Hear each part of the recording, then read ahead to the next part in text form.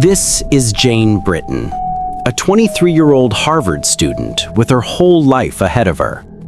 On a cold night in 1969, she went to bed in her own apartment, and a 50-year mystery began. On a chilly Cambridge afternoon in January 1969, a young life of immense promise was brutally cut short. Jane Britton, a 23-year-old graduate student in anthropology at Harvard, was found dead in her fourth-floor apartment. She had been sexually assaulted and bludgeoned. The case would become one of Massachusetts' most haunting cold cases for 5 decades. The night before she died was tragically normal. Jane went out to dinner with classmates, then ice skating with her boyfriend. They returned to her apartment around 10:30 p.m. After he left, she even visited neighbors for a glass of sherry. It was the last normal night of her life. The next day, after Jane missed an important exam, her boyfriend grew worried. He and a neighbor forced entry into her apartment and discovered the horrific scene. The investigation was immediately fraught with strange clues and dead ends. An autopsy revealed she was killed shortly after returning home, but the murder weapon was never found.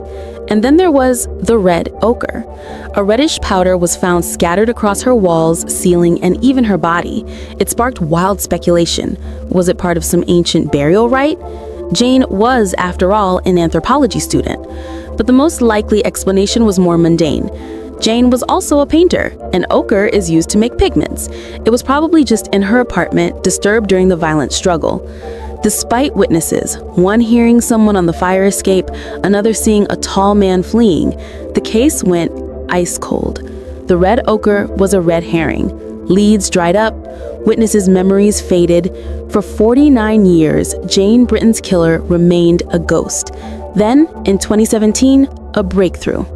A fresh look at the case file led to a decision: test the remaining DNA evidence with modern technology. For the first time, they developed a male DNA profile. It was a match. The DNA belonged to Michael Sumter, a man who lived in the area, worked less than a mile from Jane's apartment, and had a history of violence. He had died in 2001, already in prison for another rape and murder. To confirm, investigators tracked down Sumter's biological brother. A second DNA test confirmed it. Michael Sumter was the sole perpetrator.